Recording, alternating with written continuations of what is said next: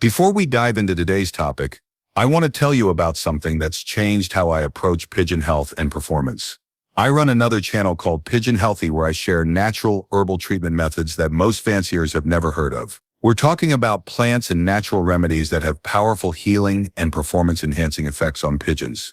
Things like specific herb combinations that boost immunity, natural treatments for respiratory diseases, plants that improve digestion and recovery after races, and natural alternatives to chemical medications. We cover pigeon diseases you might be struggling with right now, canker, respiratory infections, coccidiosis, worms, and show you exactly how to treat them using natural methods that actually work. No guessing, no expensive medications with side effects. Just proven herbal protocols used by top European lofts. If you're serious about keeping your birds healthy naturally and improving their performance without chemicals, go subscribe to Pigeon Healthy right now. The knowledge there could save you birds, save you money, and give you an edge your competition doesn't have. Now let's get into today's topic. 6 months ago, I lost bird to advanced respiratory infection. The bird died suddenly overnight. Thursday evening it seemed fine. Friday morning it was dead. I was shocked. How did this happen without warning? I perform daily health checks, morning feeding. I observe all birds. Evening I watch them during loft flying. This bird showed no obvious symptoms during any of my checks. Yet it died from respiratory disease that must have been developing for days or weeks. Something was wrong with my observation protocol. I was missing warning signs. I talked to old Belgian fancier about this. He asked what time of day I checked my birds. I said morning and evening. He asked if I ever checked them at night. I said no. Why would I? Birds are sleeping. Nothing to observe. He said that's your mistake. Night checks reveal problems that daytime checks miss. During day, birds are active. Adrenaline is flowing. They mask weakness and illness. Even sick bird tries to appear normal during day. Survival instinct. Show weakness. Become target for predators or dominant birds. But at night, when sleeping, birds can't hide problems. Breathing difficulties become audible. Weak birds sleep in abnormal positions. Sick birds are visible if you know what to look for. He told me to visit my loft at 2 a.m. once per week for 1 month. Document what I find. I discover problems I never knew existed. I was skeptical, but I just lost bird unexpectedly. I needed better monitoring. I committed to 30 days of 2 a.m. loft checks. What I discovered shocked me and changed how I manage my birds permanently.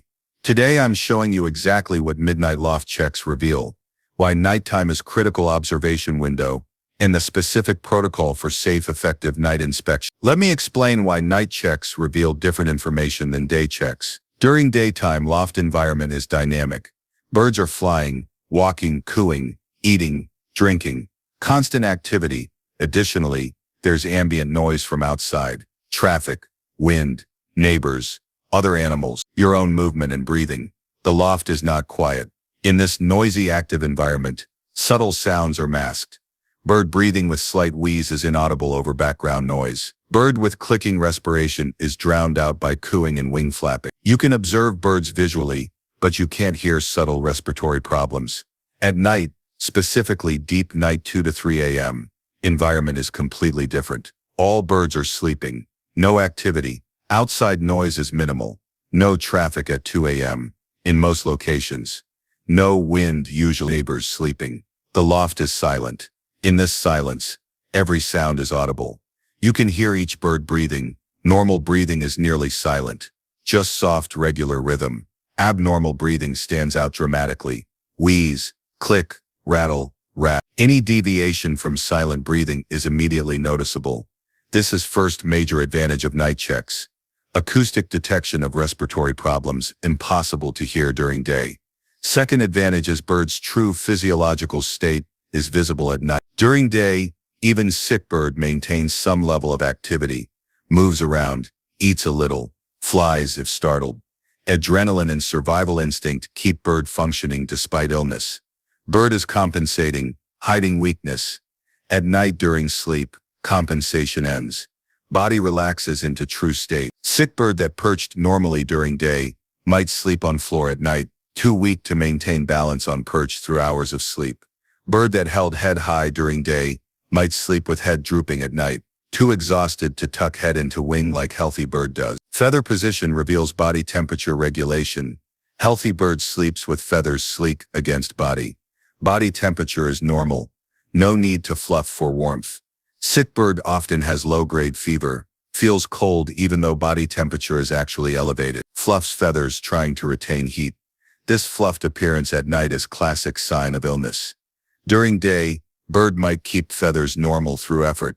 At night, can't maintain that effort. Feathers fluff revealing the fever. Night observation bypasses bird's daytime masking of symptom. Third advantage is social dynamics are frozen at night. During day, birds move around constantly. You can't easily see who's dominant, who's subordinate, who's being bullied. Interactions are brief and scattered. At night, roosting positions are static. Birds don't move once settled for night. Roosting location reveals social status clearly. Dominant birds occupy best spots, highest perches where they're safest from predators. Most protected locations away from doors and drafts. They sleep undisturbed, because no bird challenges them for their spot. Subordinate birds get less desirable spots. Lower perches, less protected locations, frequently displaced by more dominant birds even during settling process. Severely bullied or sick birds are pushed to worst spots. Floor, corners, near doors where drafts and predator risk are highest. These birds are visible as outsiders at night. During day, you might not notice the bird is being excluded.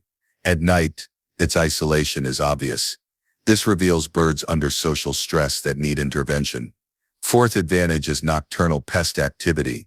Is only visible at night. Rats, mice, snakes, bats, owls. These are nocturnal animals. They come to loft at night when birds are vulnerable. During day, they hide. You never see them. You might see evidence. Droppings, missing feed, disturbed nests. But you don't see the pests themselves. At 2 a.m., pests are active. You catch them in the act. Rat, eating feed. Snake, climbing to nest boxes. Bat roosting in corner. You can identify the specific pests. See how it enters. Understand scope of problem. This allows targeted intervention impossible if you only check during day. Fifth advantage is environmental conditions. Reach extremes at night. Temperature drops to daily low. Ammonia accumulates from evening droppings without daytime ventilation to disperse it. Humidity might rise from nighttime condensation. These extreme conditions stress birds. If loft is adequately designed, birds handle nighttime conditions fine. If loft has deficiencies, birds suffer at night. Checking at 2 a.m. when conditions are worst reveals whether your loft is truly adequate or just adequate during easier daytime conditions. Now let me describe my 30 days of 2 a.m. loft checks in detail. Night 1, I set alarm for 1:45 a.m. Woke up, dressed quietly, grabbed dim red LED flashlight. Red light doesn't disturb birds as much as white light. Birds' eyes are less sensitive to red wavelength. Walked to loft, which is 50 meters from house. Opened door slowly and quietly. Stepped inside. Stood still for 2 minutes, letting my eyes adjust to darkness and letting any disturbed birds resettle. First thing I did was listen. Complete silence for 5 minutes. Just listening. At first I heard nothing. Then I started distinguishing individual birds breathing. Soft, regular rhythm. Most birds were silent, but 3 birds had audible breathing. One had faint wheeze on exhale, almost inaudible, but definitely there. One had slight clicking every few breaths. One was breathing faster than others, noticeably rapid rhythm. I used red flashlight to locate these 3 birds, marked their leg bands in notebook. All 3 looked healthy during daytime checks, but nighttime acoustic check found respiratory abnormality. Next, I observed roosting positions systematically. Started at highest perches. 5 birds roosting there, all in classic healthy sleeping position. One leg tucked, head turned back tucked into wing. Feathers sleek. Moved to middle perches. 7 birds, most sleeping normally. 1 bird sleeping with both feet down instead of one tucked. Noted this bird. Moved to lowest perches near floor. 4 birds, 2 sleeping normally. 2 with heads drooping forward instead of tucked back. Feathers slightly fluffed. Noted these 2 birds. Checked floor. 1 bird sleeping on floor in corner. This was alarming. Floor sleeping indicates significant weakness.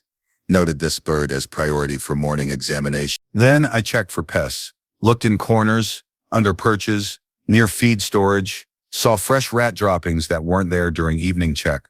Evidence of rat visiting overnight. Set trap immediately. Checked nest boxes for snakes. None found, but I knew to check because previous fanciers had warned about snakes in this region. Looked in upper corners for bats. Found 2 bat droppings on upper shelf. Bats had roosted there at some point recently. Made note to seal entry points they were using. Finally, environmental check. Breathed deeply at floor level.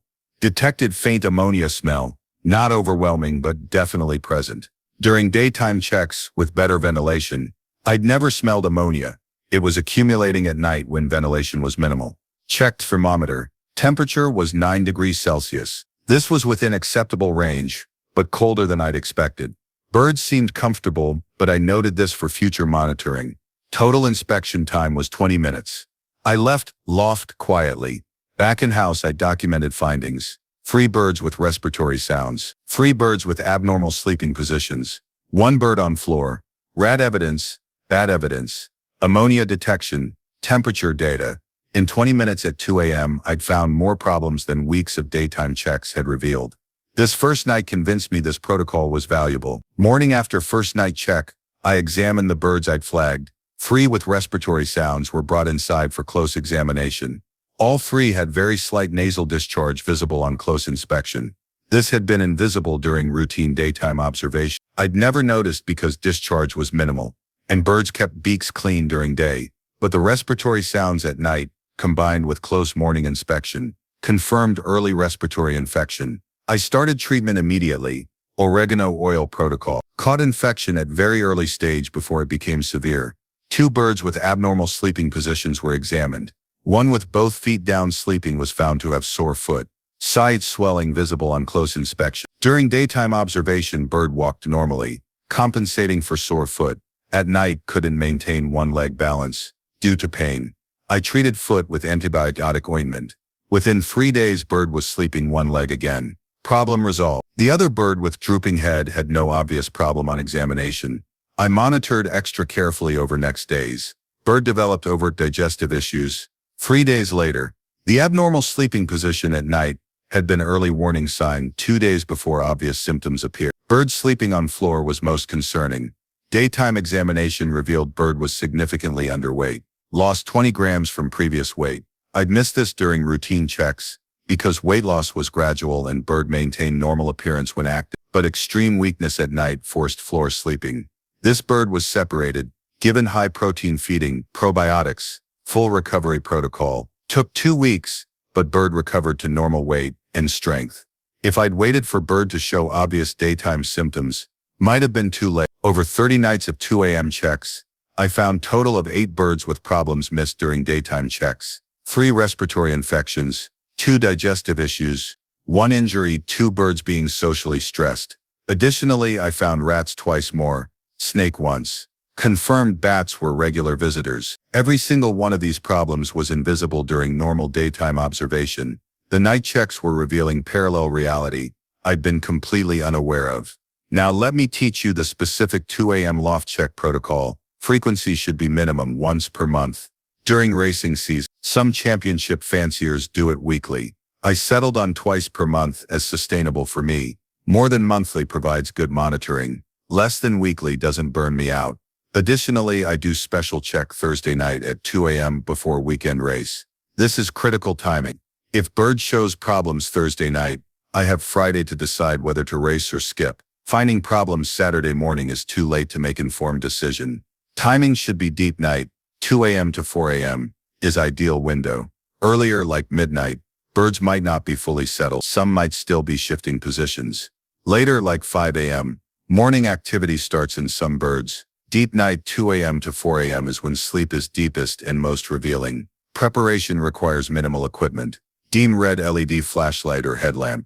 Notebook and pen for recording observation. Optional voice recorder if you want to document respiratory sounds. Thermometer for temperature check. Ammonia test strips if you want objective measurement instead of just smell test. That's all you need. Entry procedure is critical. Open doors slowly and quietly. Don't slam. Don't talk. Move deliberately, not suddenly. Birds will wake partially but should resettle within 1 to 2 minutes if you're calm. Some fanciers use motion-activated night vision cameras instead of entering loft. This avoids any disturbance, but I prefer personal presence. I can hear, smell, feel things that camera doesn't capture.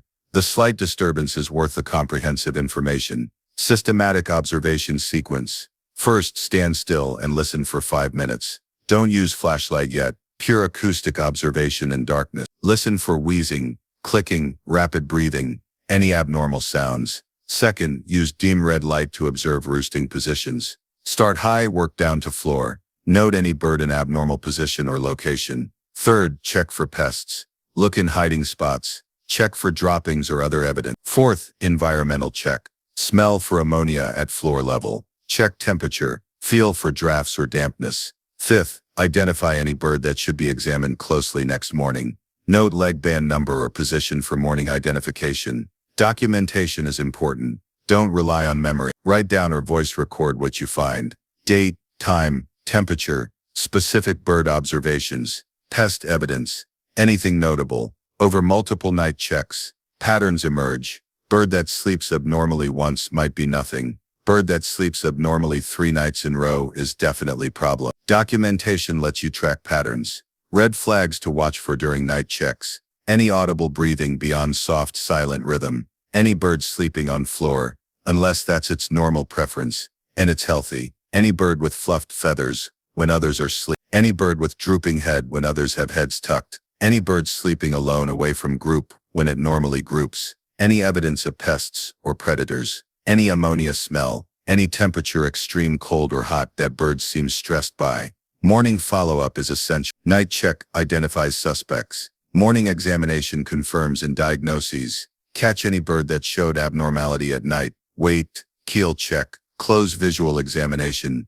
droppings check. Handle to feel for injuries or fever. Most night abnormalities will have corresponding daytime findings if you look carefully, but without night check, directing you to look, you'd never notice the subtle daytime signs. Night check focuses your attention. Morning examination provides details. Now let me address objections and concerns. First concern, won't 2 a.m. checks disrupt birds' sleep and stress them? Minimal disruption if done correctly. Birds wake partially when you enter, resettle within minutes. Total sleep disruption is maybe 5 minutes out of 8 hours. This is trivial. Benefits of detecting health problems far outweigh cost of minor sleep disruption. Additionally, using dim red light minimizes disturbance. Red light allows you to see, but doesn't trigger full waking response in birds. Second concern, I can't wake up at 2 a.m. regularly. I need sleep. Valid point.